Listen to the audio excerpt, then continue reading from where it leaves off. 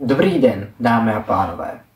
Jmenuji se Ondřej Hromek, studuji na gymnáziu Židlochovice a dnes vám představím svou středoškolskou odbornou činnost na téma bezpečnost a legislativní aspekty cookies.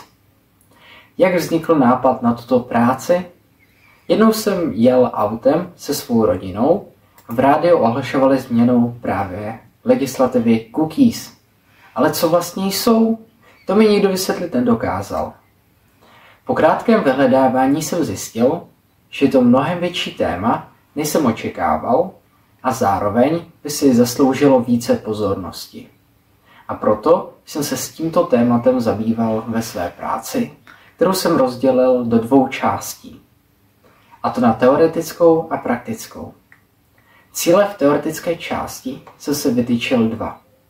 Konkrétně popis internetových cookies a srovnání legislativního rámce České republiky, Evropské unie a Spojených států amerických a zvážení některých morálních otázek a nebezpečí cookies. V praktické části jsem se naopak zaměřil na vytvoření vlastního dotazníku a srovnání jeho výsledku s občany Spojených států amerických. Spojené státy jsem si vybral, protože cookies byly vyvinuty jejich společnostmi a tím pádem se s nimi potýkají nejdéle.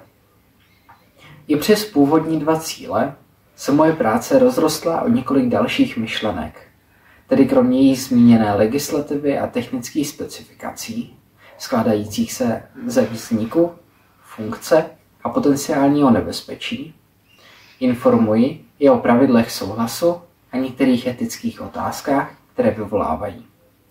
Co vlastně cookies jsou? Jedná se o malé soubory, vytvářené navštívenými internetovými stránkami a s informacemi o uživateli uložené do jeho počítače. A to ať už informace technické, potřebné ke komunikaci se serverem, tak i osobní. V České republice je ze zákona u osobních vyžadován souhlas uživatelů před jejich uložením. Jejich trvanlivost může být nastavena na téměř jakoukoliv dobu. Některé trvají jen pár vteřin, další do zavření prohlížeče, mnohé ale i několik let. A v tom se skrývá jejich nebezpečí. Uživatelé si, mnohdy nevědomky, nechávají vytvářet složky se svými osobními informacemi, jako jsou preference, obsah, o který se zajímají, zboží, které nakupují, věk, náboženské vyznání, sexuální orientaci a politické názory. Veškeré tyto informace jsou přístupné společnostem, které vám na jejich základě mohou personalizovat reklamu nebo jich jinak využívat. Kromě zmíněných, jejich využití širší a jednodušší, pro běžné lidi prospěšnější, jako například internetový nákupní košík či uložení nastavení nebo přihlašovacích údajů. Každopádně při jejich zveřejnění může nemálo lidí přijít k újmě. A teď praktická část. V ní jsem porovnával znalosti o cookies občanů České republiky a Spojených států amerických prostřednictvím vlastního dotazníku. Od začátku jsem pracoval s hypotézou, že přílišná ochrana uživatelů ze strany legislativy státu vede k pasivitě a nedostatečné znalosti problematiky cookies. Na můj dotazník, který byl veřejný od 11.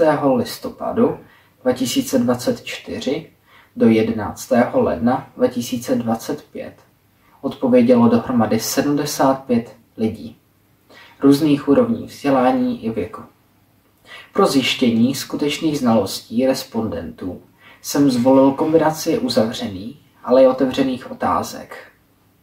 Dále jsem nastavil anonymitu dotazníku, aby se respondenti nemuseli obávat zveřejnění jejich konkrétních výsledků a mohli odpovědět plně upřímně. Pro srovnání jsem vybral americkou studii vytvořenou společností All About Cookies, provedenou v roce 2023. I v ní se rozhodli pro anonymitu svých dohromady tisíce respondentů. Právě tuto studii jsem si vybral, protože je svým poměrem na počet obyvatel srovnatelná k té mé.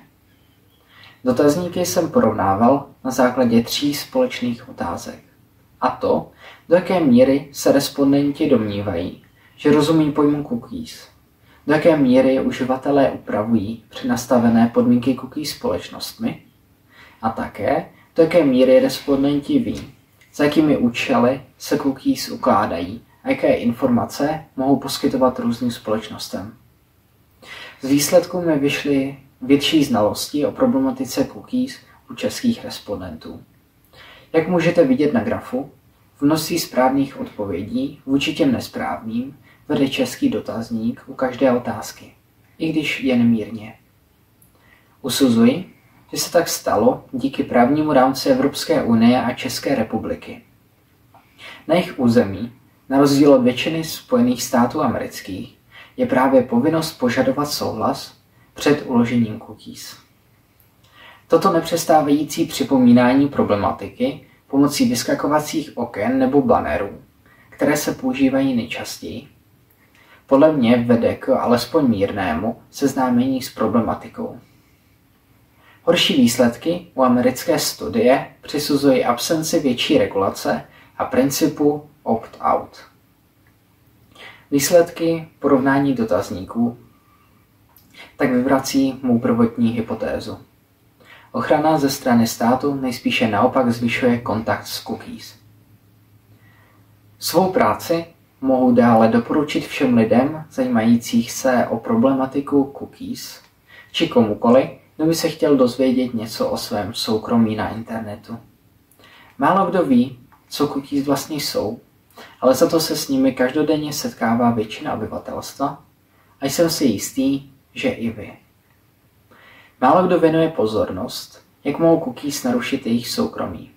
A proto je potřeba o tomto tématu stále mluvit a neopomíjet ho.